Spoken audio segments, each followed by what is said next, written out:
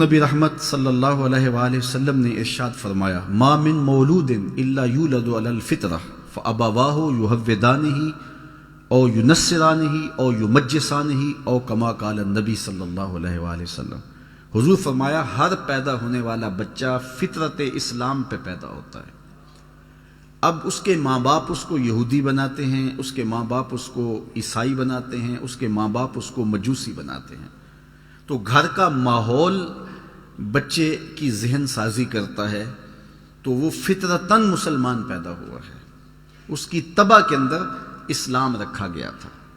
تو ماں باپ کی تربیت اسے جس سانچے میں ڈھالنا چاہے ڈھال دے، مجوسی بنانا چاہے تو مجوسی بنا دے گی، اگر وہ بت پرست ہوں گے تو بیٹا بھی بتوں کو پوجنے لگ جائے گا، ان کی تعظیم بجا لائے گا، اور اگر وہ اسلامی طریقے کے مطابق اس کی تربیت کریں گے اور وہ مسلمان ہوں گے تو بچہ ایک صالح مسلمان کی صورت کے اندر معاشرے کا ایک صالح فرد بنے گا۔ اس لیے بچے کی تربیت کا جوہر ماں باپ کے ہاتھ میں ہے، اور اس میں پہلی درسگاہ ماں کی گود ہے۔ ماں سے بچہ سیکھتا ہے، یہ بات ذہن میں رکھیے گا کہ بچہ سن کر عمل کرنے سے زیادہ دیکھ کر کے نقل کرنے میں زیادہ دلچسپی لیتا ہے۔ وہ ماں باپ کے کردار کو سیکھتا ہے، اس لیے ماں باپ کو اپنے کردار کو اتنا پاکیزہ رکھنا چاہیے کہ بچے اس پاکیزہ ماحول میں پرورش پائیں۔ بہت سارے لوگ آ کے ہمیں کہتے ہیں کہ جناب اس کے لیے دعا کیجئے کہ یہ نماز نہیں پڑھتا، تو میں پوچھتا ہوں جناب آپ پڑھتے ہیں؟ تو وہ کہتا ہے ہاں میں تو نہیں پڑھتا، یہ تو پڑھے۔ تو میں کہتا ہوں یہ کیوں پڑھے؟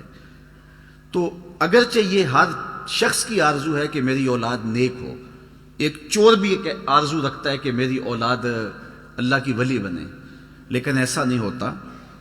جو ضابطہ ہے عمومی طور پہ وہ یہی ہے کہ جس طرح کے ماں باپ ہوتے ہیں اس طرح کی اولاد ہوتی ہے۔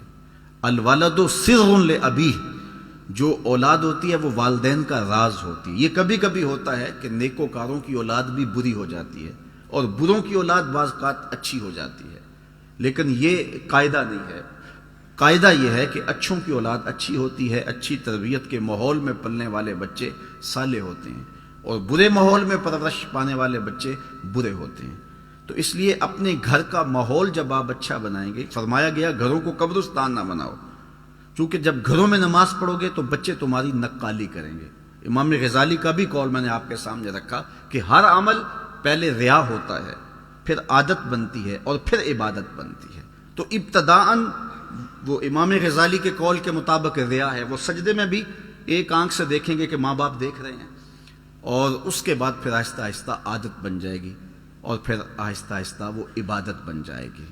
اور یہ بات ذہن میں رہے کہ جو بچے بچپن میں نیک عمل کرتے ہیں، بلوغت کے بعد احکام شریعہ کا نفاذ ہوتا ہے، لیکن جو بچے بچپن میں صالح اور نیک عمل کرتے ہیں ان کا ثواب ماں باپ کے نامہ اعمال میں لکھا جاتا ہے۔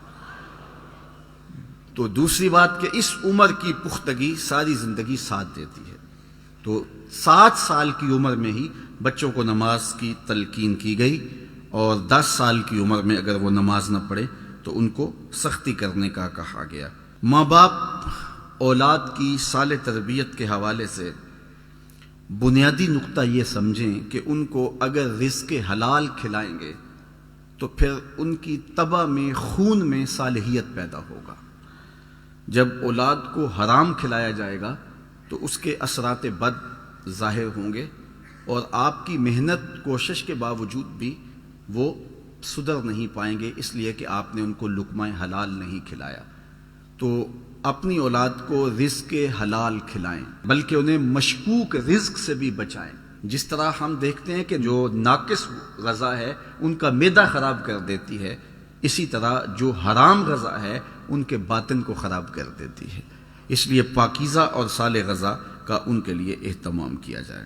اپنے اولاد کی اچھی کفالت کرو، جو وسعت ہے اس کے مطابق اپنی اولاد کے اوپر جو ہے وہ کشادگی کی جائے۔ میرے حضور علیہ الصلوۃ والسلام نے فرمایا جو تم لقمہ لا کے اپنے اہل خانہ کے منہ میں رکھتے ہو وہ بھی صدقہ لکھا جاتا ہے۔ تو اپنی اولاد کے اوپر کشادگی کے ساتھ خرچ کرنا چاہیے، اور انہیں کشادگی بھی دینی چاہیے، لیکن انہیں قناعت اور توکل بھی سکھانا چاہیے۔